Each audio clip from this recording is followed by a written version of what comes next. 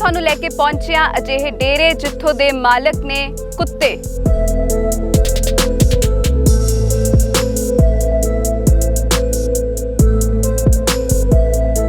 ਕੁੱਤੇ ਨੇ ਇੱਥੋਂ ਦੇ ਰਾਜੇ। ਕੁੱਤਿਆਂ ਦੇ ਨਾਮ ਹੈ 40 ਕਿੱਲੇ ਜ਼ਮੀਨ।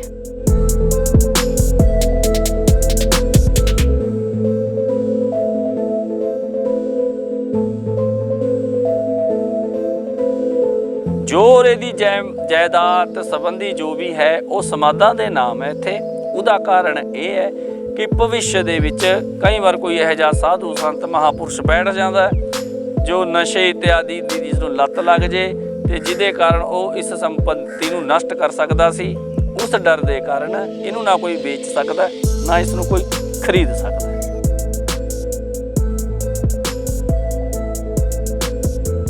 ਇਸ ਡੇਰੇ ਦੇ ਨਿਯਮਤ ਜੋ ਇੱਥੇ ਖੂਹ ਦੀ ਸਭ ਤੋਂ ਪਹਿਲਾਂ ਸਥਾਪਨਾ ਹੋਈ ਸੀ ਇਹਦੇ ਵਿੱਚ ਅੱਜ ਵੀ ਜਲ ਹੈ। ਜਲ ਤਾਂ ਹੈ ਹੀ ਹੈ, ਇਹਦੇ ਵਿੱਚ ਉਲਟਾ ਮੋਟਰ ਕਰਕੇ ਸੁੱਟੀ ਹੋਈ ਹੈ। ਜਦੋਂ ਕਿਤੇ ਮਤਲਬ ਪਾਣੀ ਦੀ ਆਵਸ਼ਕਤਾ ਹੁੰਦੀ ਹੈ ਇਹ ਖੂਹੇ ਦੇ ਵਿੱਚ ਕਦੇ 2 ਉਂਗਲ ਪਾਣੀ ਨਹੀਂ ਘਟਦਾ ਹੈ।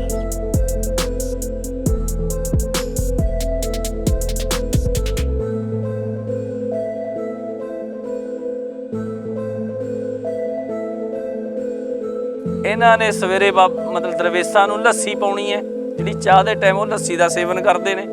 ਦੁਪਹਿਰ ਹੈ ਹੁਣ ਦੁਪਹਿਰ ਦੇ ਮੁਤਾਬਕ ਇਹਨਾਂ ਨੂੰ ਭੋਜਨ ਪਾਇਆ ਜਾਏਗਾ। ਇਸੇ ਤਰ੍ਹਾਂ ਰਾਤ ਨੂੰ 9 ਵਜੇ ਹਰੋ ਹਰੀ ਹੁੰਦੀ ਹੈ ਤੇ ਇਹਨਾਂ ਨੂੰ ਭੋਜਨ ਕਰਾ ਕੇ ਫਿਰ ਪੰਗਤ ਲੱਗਦੀ ਹੈ।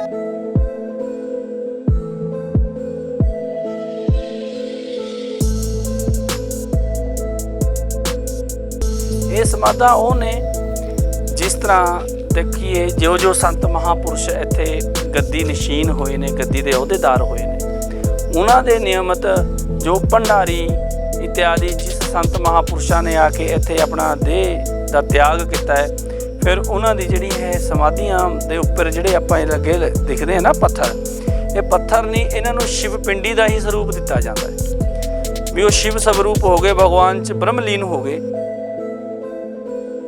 जिन्हां दा अगर कोई मनोरथ कोई सिद्धि इस डेरे के नियमित इत्थे संतां दे दरगाह दे विच हुंदी है ते उहदे नियमित बाबे कोई पैसा इत्यादि चढ़ चढ़ावे दे पक्ष च नहीं हैगे।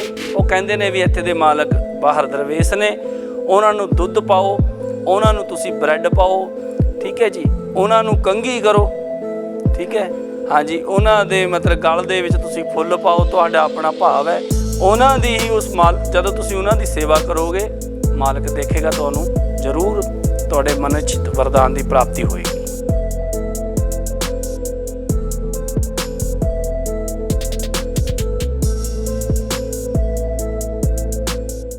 ਅੱਜ ਅਸੀਂ ਤੁਹਾਨੂੰ ਲੈ ਕੇ ਪਹੁੰਚਿਆ ਰਾਜਪੁਰਾ ਦੇ ਨੇੜੇ ਪਿੰਡ ਖਾਨਪੁਰ ਗੜੀਆਂ ਇੱਕ ਡੇਰੇ ਵਿੱਚ ਜੋ 700 ਸਾਲ ਪੁਰਾਣਾ ਤੇ ਕਿਹਾ ਜਾਂਦਾ ਹੈ ਕਿ ਇੱਥੋਂ ਦੀ ਜਿਹੜੀ ਸੰਪत्ति ਹੈ ਉਹ ਦਰਵੇਸ਼ਾਂ ਯਾਨੀ ਕਿ ਕੁੱਤਿਆਂ ਦੇ ਨਾਮ ਹੈ। ਤਾਂ ਸਾਡੇ ਨਾਲ ਦੇਵੀ ਰਾਮ ਜੀ ਇਸ ਵਕਤ ਮੌਜੂਦ ਨੇ, ਉਹਨਾਂ ਤੋਂ ਸਾਰਾ ਇਤਿਹਾਸ ਜਾਣ ਲੈਂਦੇ ਆ ਕਿ ਕੀ ਇਤਿਹਾਸ ਹੈ, ਇਸ ਜਗ੍ਹਾ ਦਾ ਮਾਲਕ ਕੌਣ ਹੈ।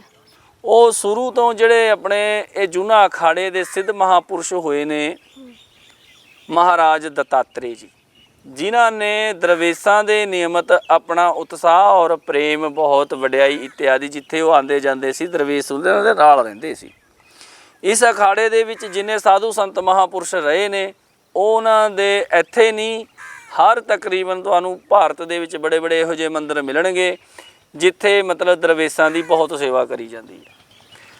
ਤੇ ਰਾਜਨ ਨੂੰ ਵੀ ਇਹੀ ਹੁਕਮ ਹੋਇਆ ਤੇ ਉਹ ਪੁਰਾਣੀ ਜਿਹੜੀ ਸੰਪਰਦਾ ਚਲੀ ਆ ਰਹੀ ਹੈ ਉਹ ਇਹ ਹੈ ਕਿ ਸਭ ਤੋਂ ਪਹਿਲਾਂ ਇਸ ਸੰਪत्ति ਦਾ ਮਾਲਕ ਹੈ ਜਿਹੜਾ ਇੱਕ ਜਵਾਨੀ ਮਾਲਕ ਆਪਾਂ ਕਹਿ ਸਕਦੇ ਹਾਂ, ਜਵਾਨ ਵੱਲੋਂ ਕਹਿ ਸਕਦੇ ਹਾਂ ਵੀ ਇਹ ਧਰਤੀ ਦੇ ਨਾਲ ਇਹਨਾਂ ਦਾ ਸੰਬੰਧ ਇਹ ਹੈ ਕਿ ਇੱਕ ਪੁਰਾਣੀ ਕਹਾਵਤ ਆਉਂਦੀ ਹੈ, ਕਹਿੰਦੇ ਵੀ ਜਦੋਂ ਕੋਈ ਪ੍ਰਮਾਤਮਾ ਨੇ ਸ੍ਰਿਸ਼ਟੀ ਰਚੀ ਸਭ ਨੂੰ ਸਭ ਕੁਝ ਵੰਡਤਾ ਤੇ ਕੁੱਤੇ ਨੇ ਕਿਹਾ ਵੀ ਮੈਂ ਤਾਂ 2 ਰੋਟੀਆਂ ਦਾ ਸੰਤੋਸ਼ ਕਰ ਲਾਂਗਾ, ਇਹ ਜੋ ਸੰਪत्ति ਇਤਿਆਦि ਹੈ ਮਾਨਵ ਨੂੰ ਦਿੱਤੀ ਜਾਵੇ। ਇਹ ਇੱਕ ਮਤਲਬ ਪੁਰਾਣੀ ਗੱਲ ਹੈ ਜਿਹਦਾ ਕਿਸੇ ਕੋਲ ਕੋਈ ਪ੍ਰੂਫ ਨਹੀਂ ਹੈ।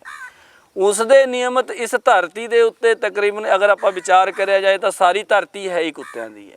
ਹਰ ਇੱਕ ਪਿੰਡ ਦੇ ਵਿੱਚ ਹਰ ਇੱਕ ਗਲੀ 'ਚ ਕੁੱਤੇ ਰਹਿੰਦੇ ਆ, ਹਰ ਇੱਕ ਪ੍ਰਾਣੀ ਦੇ ਘਰ ਰੋਟੀ ਬਣਦੀ ਆ ਉਹ ਕੁੱਤਿਆਂ ਨੂੰ ਚਾਹੇ ਪਹਿਲਾਂ ਕੱਢ ਕੇ ਦੇਵੇ ਚਾਹੇ ਬਾਅਦ ਦੇ ਵਿੱਚ ਦੇ ਦੇਵੇ, ਚਾਹੇ ਸੁੱਚੀ ਦੇ ਦੇਵੇ ਚਾਹੇ ਝੂਠੀ ਦੇ ਦੇਵੇ। ਪਰਮਾਤਮਾ ਨੇ ਜੋ ਇਹਨਾਂ ਦੇ ਨਿਯਮਤ ਪਰਿਸਥਿਤੀ ਬਣਾਈ ਹੋਈ ਹੈ ਉਹਦੇ ਨਿਯਮਤ ਇਹ ਕਾਰਜ ਜਿਹੜਾ ਹੈ ਸੰਪੰਨ ਹੋ ਰਿਹਾ ਹੈ।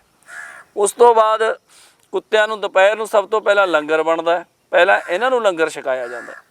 ਉਸ ਤੋਂ ਬਾਅਦ ਫਿਰ ਜੋ ਵੀ ਪੰਗਤ ਲੱਗਦੀ ਹੈ ਉਹ ਰੋਟੀ ਪਾਣੀ ਛਕਦੀ ਹੈ। ਜੋ ਇਹਦੀ ਜਾਇਦਾਦ ਸੰਬੰਧੀ ਜੋ ਵੀ ਹੈ ਉਹ ਸਮਾਧਾਂ ਦੇ ਨਾਮ ਹੈ ਇੱਥੇ। ਉਹਦਾ ਕਾਰਨ ਇਹ ਹੈ ਕਿ ਭਵਿੱਖ ਦੇ ਵਿੱਚ ਕਈ ਵਾਰ ਕੋਈ ਇਹੋ ਜਿਹਾ ਸਾਧੂ ਸੰਤ ਮਹਾਂਪੁਰਸ਼ ਬੈਠ ਜਾਂਦਾ ਹੈ ਜੋ ਨਸ਼ੇ ਇਤਿਆਦਿ ਦੀ ਜਿਸ ਨੂੰ ਲੱਤ ਲੱਗ ਜੇ ਤੇ ਜਿਹਦੇ ਕਾਰਨ ਉਹ ਇਸ ਸੰਪत्ति ਨੂੰ ਨਸ਼ਟ ਕਰ ਸਕਦਾ ਸੀ। ਉਸ ਡਰ ਦੇ ਕਾਰਨ ਇਹਨੂੰ ਨਾ ਕੋਈ ਵੇਚ ਸਕਦਾ, ਨਾ ਇਸ ਨੂੰ ਕੋਈ ਖਰੀਦ ਸਕਦਾ। ਤੇ ਸੰਤ ਮਹਾਂਪੁਰਸ਼ਾਂ ਦੇ ਨਿਯਮਤ ਅਨੁਸਾਰ ਇੱਥੇ ਜਦੋਂ ਡੇਰੇ ਦਾ ਨਿਰਮਾਣ ਹੋ ਰਿਹਾ ਸੀ, ਸ਼ਾਇਦ ਤੁਸੀਂ ਸ਼ੂਟ ਕੀਤਾ ਹੋਵੇ, ਇੱਥੇ ਖੂਹ ਹੈ ਪੁਰਾਣਾ। ਜੇਕਰ ਇਸ ਦੁਨੀਆ ਦੇ ਵਿੱਚ ਜੋ ਵੀ ਸਾਡੇ ਪੰਜਾਬ ਦੇ ਕਿਸਾਨ ਭਰਾ, ਸਾਡੇ ਹੋਰ ਜਾਤੀਆਂ ਨਾਲ ਸੰਬੰਧਿਤ ਪੰਡਤ, ਤਖਾਣ, ਸੁਨਿਆਰ ਜਾਂ ਪੜ੍ਹੇ ਲਿਖੇ ਨੌਜਵਾਨ, ਉਹ ਸਾਰਿਆਂ ਨੂੰ ਪਤਾ ਹੈ ਕਿ ਤਕਰੀਬਨ ਸਮੇਂ ਦੀ ਮਾਰ ਕਰਕੇ ਪਾਣੀ ਜਿਹੜਾ ਹੈ ਉਹਦਾ ਸਤਲ ਬਹੁਤ ਥੱਲੇ ਚਲਾ ਗਿਆ ਹੈ ਤੇ ਆਲੇ ਦੁਆਲੇ ਦੇ ਜਿਹੜੇ ਕੂਏ ਨੇ ਸੁੱਕ ਗਏ ਨੇ। ਇਸ ਡੇਰੇ ਦੇ ਨਿਯਮਤ ਜੋ ਇੱਥੇ ਖੂਹ ਦੀ ਸਭ ਤੋਂ ਪਹਿਲਾਂ ਸਥਾਪਨਾ ਹੋਈ ਸੀ, ਇਹਦੇ ਵਿੱਚ ਅੱਜ ਵੀ ਜਲ ਹੈ। ਜਲ ਤਾਂ ਹੈ ਹੀ ਹੈ, ਇਹਦੇ ਵਿੱਚ ਉਲਟਾ ਮੋਟਰ ਕਰਕੇ ਸੁੱਟੀ ਹੋਈ ਹੈ। ਜਦੋਂ ਕਿਤੇ ਮਤਲਬ ਪਾਣੀ ਦੀ ਆਵਸ਼ਕਤਾ ਹੁੰਦੀ ਹੈ, ਇਹ ਖੂਹੇ ਦੇ ਵਿੱਚ ਕਦੇ 2 ਉਂਗਲ ਪਾਣੀ ਨਹੀਂ ਘਟਦਾ ਹੈਗਾ। ਤਾਂ ਜਿਸ ਤਰ੍ਹਾਂ ਤੁਸੀਂ ਜ਼ਿਕਰ ਕੀਤਾ ਕਿ ਕੁੱਤੀ ਭੇਜੀ ਗਈ ਸੀਗੀ ਫੇਰਾ ਲਾਉਣ ਲਈ, ਪਿੱਛੇ ਘੋੜੇ ਭੇਜੇ ਗਏ ਤਾਂ ਜ਼ਮੀਨ ਮਾਪੀ ਜਾਣੀ ਸੀਗੀ, ਤਾਂ ਕਿੰਨੀ ਜ਼ਮੀਨ ਮਾਪੀ ਗਈ ਸੀ ਉਸ ਵਕਤ? ਉਹਦੇ ਨਿਯਮਤ 1000 ਏਕੜ ਦਾ ਜਿਹੜਾ ਹੈਗਾ ਉਹਨਾਂ ਨੇ ਫਿਰਕਾ ਲਾਇਆ ਸੀਗਾ। ਤੇ ਫਿਰਕਾ ਲਾਣ ਦੇ ਮੁਤਾਬਕ ਉਹ ਸੰਪत्ति ਦੇ ਨਿਯਮਤ ਪਹਿਲਾਂ ਕਿਆ ਹੁੰਦਾ ਸੀ, ਰਾਜਿਆਂ ਮਹਾਰਾਜਿਆਂ ਕੋਲ ਜ਼ਮੀਨਾਂ ਦੇ ਹਿਸਾਬ ਤਾਂ ਮੁਨੀਮਾਂ ਕੋਲ ਹੋਇਆ ਕਰਦੇ ਤੇ। ਫਿਰ ਸਮੇਂ ਦੇ ਬਦਲਾਵ ਨਾਲ ਇਹ ਪਟਵਾਰੀ ਆਏ। ਹੁਣ ਅੱਜ ਕੱਲ੍ਹ ਸੁਵਿਧਾ ਕੇਂਦਰ ਕੰਪਿਊਟਰੀ ਰਾਜ ਹੋ ਗਿਆ। ਉਹਦੇ ਮੁਤਾਬਕ ਜੋ ਪੇਜ ਵਰਕਾ 1000 ਏਕੜ ਜ਼ਮੀਨ ਦਾ ਸੀ ਉਹ ਬਾਬਿਆਂ ਕੋਲ ਮੁਹੱਈਆ ਕਰਾਇਆ ਗਿਆ ਸੀ।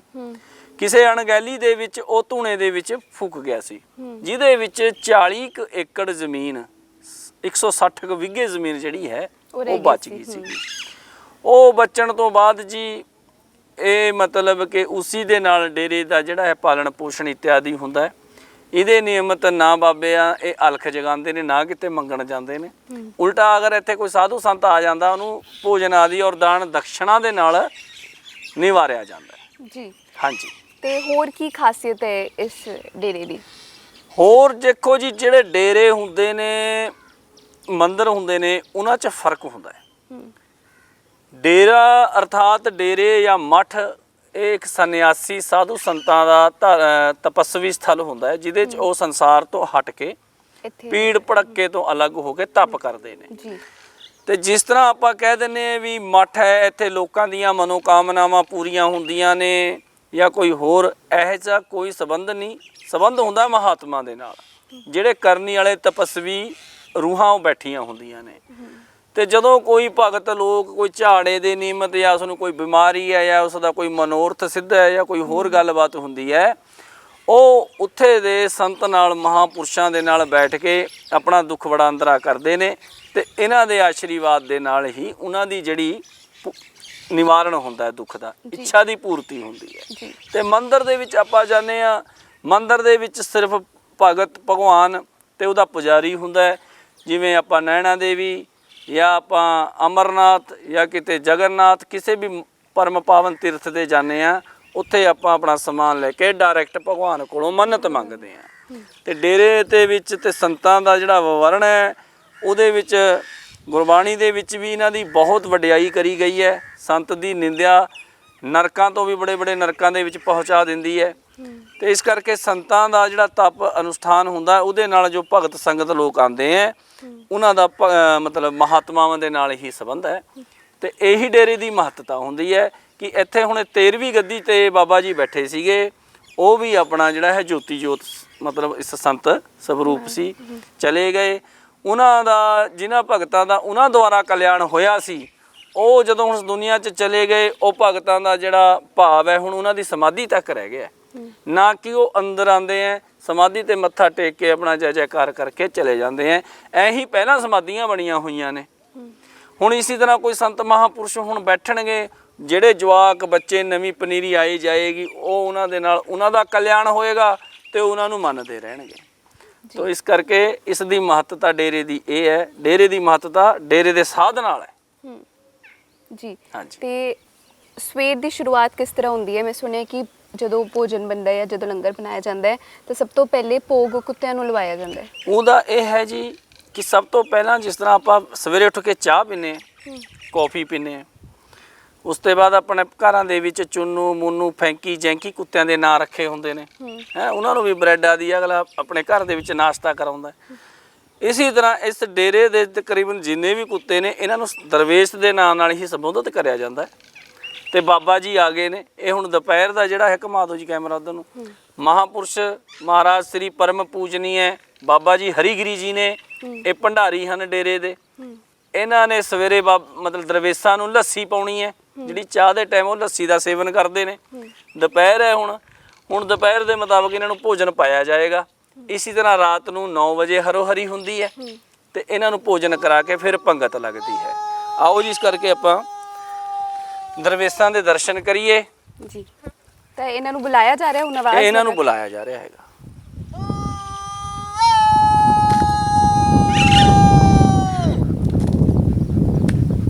ਤੇ ਸਭ ਤੋਂ ਪਹਿਲੇ ਭੋਗ ਇਹਨਾਂ ਨੂੰ ਲਗਾਇਆ ਜਾਂਦਾ ਹੈ, ਫਿਰ ਸਭ ਤੋਂ ਜੋ ਪਹਿਲਾਂ। ਆਏ ਹੁੰਦੇ ਉਹਨਾਂ ਹਾਂਜੀ, ਨੂੰ ਹਾਂਜੀ, ਲੰਗਰ ਹਾਂਜੀ। ਛਕਾਇਆ ਜਾਂਦਾ ਹੈ। ਹੁਣ ਇੱਥੇ ਗਿਣਤੀ ਹੈ ਜਿਹੜੀ ਥੋੜੀ ਜਿਹੀ ਦਰਵੇਸ਼ਾਂ ਦੀ ਇਸ ਲਈ ਘੱਟ ਹੈ ਕਿ ਕੋਈ ਖੇਤਾਂ 'ਚ ਕਿਤੇ ਪਿਆ ਹੁੰਦਾ ਹੈ, ਕੋਈ ਕਿਤੇ ਪਿਆ ਹੁੰਦਾ ਹੈ।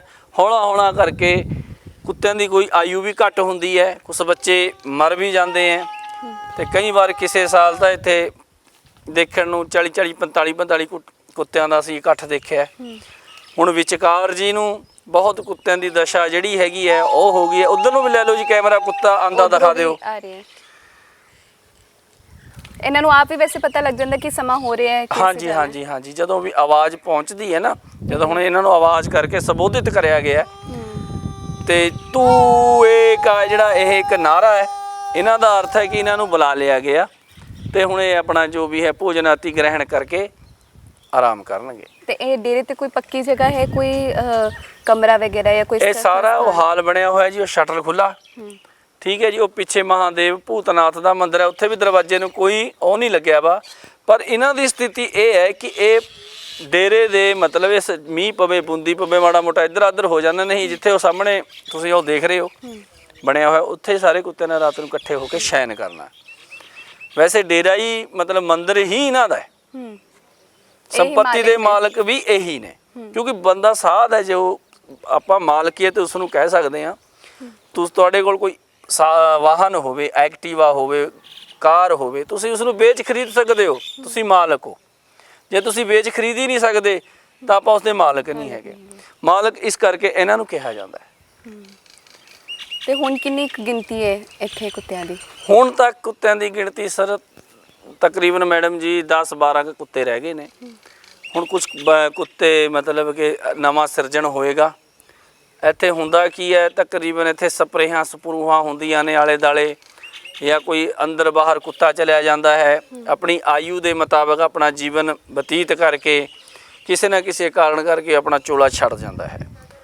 ਤੇ ਖੂਹ ਦੀ ਖਾਸ ਵਿਸ਼ੇਸ਼ਤਾ ਇਹੀ ਖੂਹ ਹੈ ਜਿਹਦੀ ਤੁਸੀਂ ਗੱਲ ਕਰ ਰਹੇ ਸੀ?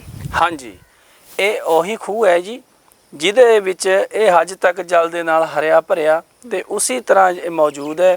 ਤੇ ਇਹੀ ਇੱਕ ਇਸ ਡੇਰੇ ਦੀ ਹੋਰ ਵੀ ਬਹੁਤ ਗੱਲਾਂ ਨੇ, ਪਰ ਇਹ ਪ੍ਰਥਮ ਮਤਲਬ ਕਿ ਸੰਕੇਤ ਕਰਦੀ ਹੈ ਕਿ ਕੁਦਰਤ ਵੱਲੋਂ ਵੀ ਹਾਂ ਸ਼ਕਤੀ ਹੈ। ਕਿਉਂਕਿ ਆਲੇ ਦੁਆਲੇ ਨੇੜੇ ਤੇੜੇ ਆਪ ਜੀ ਨੂੰ, ਜਿਵੇਂ ਮੈਂ ਪਹਿਲਾਂ ਦੱਸਿਆ ਕਿ ਤਕਰੀਬਨ 200-300 ਫੁੱਟ ਤੇ ਥੱਲੇ ਜਾ ਕੇ ਪਾਣੀ ਮਿਲਦਾ ਹੈ ਮੋਟਰ ਨੂੰ। ਇਹਦੇ ਨਾਲ ਇੱਥੇ ਮੋਟਰ ਲਾਈ ਗਈ ਸੀਗੀ, ਉਸ ਤੇ ਪਾਣੀ ਨਹੀਂ ਨਿਕਲਿਆ ਹੈਗਾ।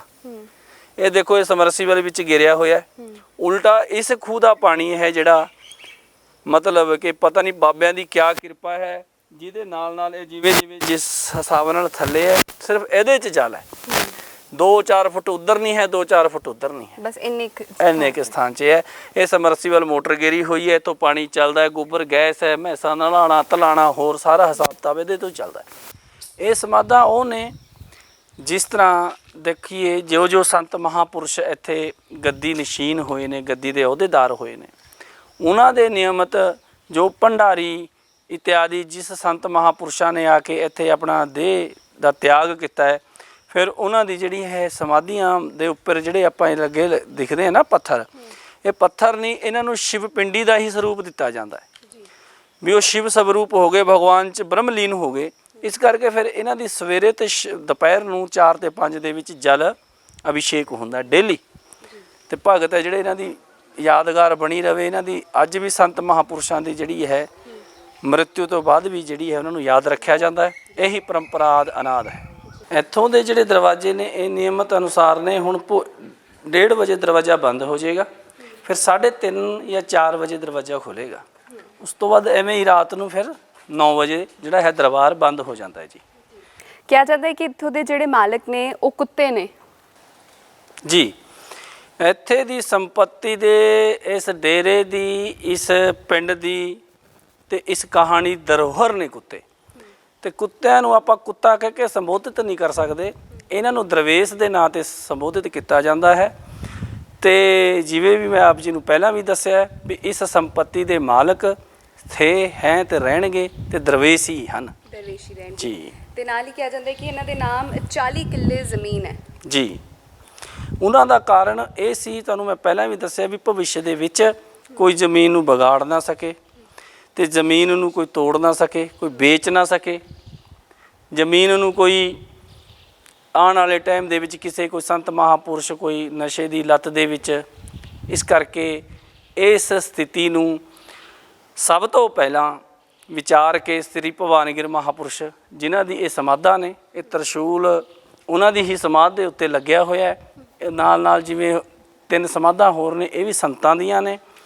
ਤੇ ਇਹਨਾਂ ਦੇ ਰਾਜਾ ਜੀ ਨੂੰ, ਜਿਸ ਨੇ ਇਸ ਸੰਪਰਦਾ ਨੂੰ ਬਣਾਇਆ, ਇਹ ਜ਼ਮੀਨ ਇਹਨਾਂ ਨੂੰ ਆਮਦਨ ਦੇ ਨਿਯਮਤ ਦਿੱਤੀ ਗਈ। ਉਹਦੇ ਨਿਯਮਤ ਇਹ ਦਰਵੇਸ਼ਾਂ ਨੂੰ ਹੀ ਇਹਨਾਂ ਦਾ ਜਿਹੜਾ ਹੈ ਅਹੁਦੇਦਾਰ ਬਣਾਇਆ ਗਿਆ। ਇਹ ਮਾਲਕ ਨੇ, ਇਹ ਇੱਥੇ ਦੇ ਰੱਖ ਰਖਾਵ ਖੁੱਲ੍ਹੇ ਨੇ, ਕੋਈ ਇਹਨਾਂ ਦੇ ਗਲ 'ਚ ਪਟਾ ਨਹੀਂ ਪਾਇਆ ਹੋਇਆ, ਕੋਈ ਇਹਨਾਂ ਨੂੰ ਬੰਧਿਤ ਨਹੀਂ ਕੀਤਾ ਹੋਇਆ ਤੇ ਨਾ ਹੀ ਇਹਨਾਂ ਨੂੰ ਕੋਈ ਨੌਕਰ ਦੀ ਸ਼੍ਰੇਣੀ ਦਿੱਤੀ ਗਈ ਹੈ। ਉਹਦੇ ਨਿਯਮਤ ਸਾਰੇ ਦਰਵੇਸ਼ਾਂ ਨੂੰ ਦੁਪਹਿਰ ਨੂੰ 12:30 ਵਜੇ ਸਹੀ ਭੋਜਨ ਬਣਦਾ ਹੈ, ਰਾਤ ਨੂੰ 9 ਵਜੇ ਭੋਜਨ ਦਿੱਤਾ ਜਾਂਦਾ ਹੈ। ਮਾਰਨਿੰਗ ਟਾਈਮ ਸਵੇਰੇ ਇਹਨਾਂ ਨੂੰ ਲੱਸੀ ਦਾ ਨਾਸ਼ਤਾ ਦਿੱਤਾ ਜਾਂਦਾ ਹੈ। ਕਹਿੰਦੇ ਰਾਜਿਆਂ ਵਾਂਗ ਰੱਖਿਆ ਜਾਂਦਾ ਹੈ। ਰਾਜਿਆਂ ਵਾਂਗ ਹੈ ਹੀ ਰਾਜੇ ਨੇ। ਕੋਈ ਇਹਦੀ ਉਹਨਾਂ ਵਾਸਤੇ ਸਪੈਸ਼ਲ ਗੱਡੀ ਹੈ, ਕੋਈ ਇਹਨਾਂ ਨੂੰ ਮਲਮ ਪੱਟੀ ਕਰਨੀ ਹੈ, ਕੋਈ ਇਹਨਾਂ ਨੂੰ ਕੋਈ ਹੋਰ ਦੁੱਖ ਦੁਵਿਧਾ ਇਤਿਆਦਿ ਹੁੰਦੀ ਹੈ, ਇਸ ਗੱਡੀ ਦਾ ਜਿਹੜਾ ਪ੍ਰਯੋਗ ਹੈ ਦਰਵੇਸ਼ਾਂ ਵਾਸਤੇ ਕੀਤਾ ਜਾਂਦਾ ਹੈ। ਤੇ ਕਈ ਵਾਰ ਇਹਨਾਂ ਨੂੰ ਦਰਵੇਸ਼ਾਂ ਨੂੰ ਵਿੱਚ ਬਿਠਾ ਕੇ ਡੇਰੇ ਦੇ ਆਲੇ ਦੁਆਲੇ ਵੀ ਘੁਮਾਇਆ ਜਾਂਦਾ ਹੈ, ਪਰ ਉਹ ਕੱਚਾ ਹੋਣ ਕਰਕੇ ਰਸਤਾ ਖਰਾਬ ਹੈ ਤੇ ਨਹੀਂ ਤਾਂ ਤੁਹਾਨੂੰ ਉਹ ਦਰਸ਼ਨ ਵੀ ਕਰਵਾਉਂਦੇ। ਖਾਸ ਧਿਆਨ ਦਿੱਤਾ ਜਾਂਦਾ ਹਰ ਇੱਕ ਚੀਜ਼ ਇਹਨਾਂ ਦਾ ਹੀ ਹੈ ਜੀ ਸਾਰਾ ਕੁਝ। ਹਾਂਜੀ, ਕੋਈ ਮਤਲਬ ਇਸ ਤਰ੍ਹਾਂ ਦੀ ਗੱਲ ਨਹੀਂ ਹੈ ਕਿ ਇਹ ਕੁੱਤਿਆਂ ਨੂੰ ਕੁੱਤਿਆਂ ਦੀ ਤਰ੍ਹਾਂ ਰੱਖਿਆ ਜਾਏ। ਇਹਨਾਂ ਨੂੰ ਦਰਵੇਸ਼ਾਂ ਦੀ ਉਪਾਧੀ ਦਿੱਤੀ ਗਈ ਹੈ ਤੇ ਇਹਨਾਂ ਦਾ ਰੱਖ ਰਖਾਵ ਤੇ ਇਹਨਾਂ ਦੀ ਸਿਹਤ ਸੰਭਾਲ, ਉਹਦੇ ਲਈ ਅਸੀਂ ਸਾਰੇ ਜਿਹੜੇ ਇੱਥੇ ਦੇ ਬੰਦੇ ਆ ਤਾਂ ਅਸੀਂ ਇਹਨਾਂ ਦੇ ਸੇਵਕ ਆ ਜੀ। ਤੇ ਜਿਹੜੇ ਲੋਕ ਆਂਦੇ ਕੁਝ ਲੈ ਕੇ ਆਂਦੇ ਗਿਫਟਸ ਵਗੈਰਾ ਲੈ ਕੇ ਆਂਦੇ ਕੁੱਤਿਆਂ ਨੂੰ, ਹਾਂਜੀ, ਉਹਦੇ ਨਿਯਮਤ ਕੋਈ ਦੁੱਧ ਤੇ ਕੋਈ ਬ੍ਰੈਡ ਲੈ ਕੇ ਆ ਜਾਂਦੇ ਨੇ। ਜਿਨ੍ਹਾਂ ਦਾ ਅਗਰ ਕੋਈ ਮਨੋਰਥ ਕੋਈ ਸਿੱਧੀ ਇਸ ਡੇਰੇ ਦੇ ਨਿਯਮਤ ਤੇ ਸੰਤਾਂ ਦੇ ਦਰਗਾਹ ਦੇ ਵਿੱਚ ਹੁੰਦੀ ਹੈ ਤੇ ਉਹਦੇ ਨਿਯਮਤ ਬਾਬੇ ਕੋਈ ਪੈਸਾ ਇਤਿਆਦਿ ਚੜ੍ਹਾਵੇ ਦੇ ਪੱਖ 'ਚ ਨਹੀਂ ਹੈਗੇ। ਉਹ ਕਹਿੰਦੇ ਨੇ ਵੀ ਇੱਥੇ ਦੇ ਮਾਲਕ ਬਾਹਰ ਦਰਵੇਸ਼ ਨੇ, ਉਹਨਾਂ ਨੂੰ ਦੁੱਧ ਪਾਓ, ਉਹਨਾਂ ਨੂੰ ਤੁਸੀਂ ਬ੍ਰੈਡ ਪਾਓ, ਠੀਕ ਹੈ ਜੀ, ਉਹਨਾਂ ਨੂੰ ਕੰਘੀ ਕਰੋ, ਠੀਕ ਹੈ, ਹਾਂਜੀ, ਉਹਨਾਂ ਦੇ ਮਤਲਬ ਗਲ ਦੇ ਵਿੱਚ ਤੁਸੀਂ ਫੁੱਲ ਪਾਓ, ਤੁਹਾਡਾ ਆਪਣਾ ਭਾਵ ਹੈ। ਉਹਨਾਂ ਦੀ ਹੀ ਉਸ ਜਦੋਂ ਤੁਸੀਂ ਉਹਨਾਂ ਦੀ ਸੇਵਾ ਕਰੋਗੇ, ਮਾਲਕ ਦੇਖੇਗਾ ਤੁਹਾਨੂੰ, ਜ਼ਰੂਰ ਤੁਹਾਡੇ ਮਨ 'ਚ ਵਰਦਾਨ ਦੀ ਪ੍ਰਾਪਤੀ ਹੋਏਗੀ ਜੀ। ਤਾਂ ਦਰਵੇਸ਼ਾਂ ਦੀ ਸੇਵਾ ਕਰਨ ਦੇ ਨਾਲ ਹੀ ਅਸਲ ਜਿਹੜੀ ਰੂਹ ਨੂੰ ਸ਼ਾਂਤੀ ਮਿਲਦੀ ਹੈ ਜੀ। ਤੇ ਦਰਵੇਸ਼ ਇਹ ਕੋਈ ਆਮ ਦਰਵੇਸ਼ ਨਹੀਂ ਹੈਗੇ, ਇਹ ਕਿਸੇ ਬੰਦੇ ਨੂੰ ਨਹੀਂ ਪੈਂਦੇ। ਪਰ ਇੱਥੇ ਕੋਈ ਬਾਹਰ ਦਾ ਕੁੱਤਾ ਆ ਜੇ, ਕੋਈ ਕਈ ਵਾਰ ਇਸ ਡੇਰੇ ਦਾ ਨਾਮ ਸੁਣ ਕੇ ਵੀ ਕੁੱਤਿਆਂ ਦੇ ਨਾਂ ਡੇਰਾ ਸੰਪत्ति ਹੈ, ਵੀ ਕੁੱਤਿਆਂ ਦੀ ਵਧੀਆ ਗੌਰ ਹੋਊਗੀ, ਇੱਥੇ ਛੱਡ ਜਾਂਦੇ ਆ, ਪਰ ਇਹ ਕੁੱਤੇ ਉਹਨਾਂ ਨੂੰ ਖਤਮ ਕਰ ਦਿੰਦੇ ਨੇ। ਇਸ ਕਰਕੇ ਸਾਡੀ ਇੱਕ ਬੇਨਤੀ ਹੈ ਇਸ ਮਾਧਿਅਮ ਦੇ ਰਾਹੀਂ, ਨਿਊਜ਼ ਦੇ ਰਾਹੀਂ, ਡੇਲੀ ਨਿਊਜ਼ ਦੇ ਮਾਧਿਅਮ, ਵੀ ਕੋਈ ਵੀ ਅਗਰ ਇਸ ਖਬਰ ਨੂੰ ਜਾਣਦਾ ਹੈ, ਸਮਝਦਾ ਹੈ ਤੇ ਕਿ ਲੋਕਾਂ ਦੇ ਘਰ ਪਹੁੰਚਦੀ ਹੈ, ਵੀ ਇੱਥੇ ਕੋਈ ਕੁੱਤਾ ਨਾ ਛੱਡ ਕੇ ਜਾਵੇ। ਉਹ ਕੁੱਤਾ ਇੱਥੇ ਆਏਗਾ, ਇੱਥੋਂ ਦੇ ਜਿਹੜੇ ਦਰਵੇਸ਼ ਨੇ ਉਹਨੂੰ ਖਤਮ ਕਰ ਦੇਣਗੇ, ਉਹਨਾਂ ਦਾ ਪਾਪ ਆਪ ਜੀ ਨੂੰ ਲੱਗੇਗਾ। ਇਹ ਬੇਨਤੀ ਹੈ, ਬਾਰ-ਬਾਰ ਕਰਕੇ ਬੇਨਤੀ ਹੈ, ਕਿਉਂਕਿ ਇੱਥੇ ਤਕਰੀਬਨ ਨਿਊਜ਼ ਚੈਨਲ ਹੋਰ ਵੀ ਬੜੇ ਆਏ ਨੇ, ਐਡੀਟਰ ਆਏ ਨੇ, ਜੋ ਵੀ ਆਏ ਨੇ, ਉਹਨਾਂ ਦੀ ਖਬਰ ਸੁਣ ਕੇ ਲੋਕਾਂ ਨੇ ਇੱਥੇ ਕੁੱਤੇ ਪਹੁੰਚਾਉਣ ਦੀ ਕੋਸ਼ਿਸ਼ ਕਰੀ ਹੈ ਤੇ ਉਹ ਮ੍ਰਿਤੂ ਨੂੰ ਪ੍ਰਾਪਤ ਹੋਏ ਨੇ।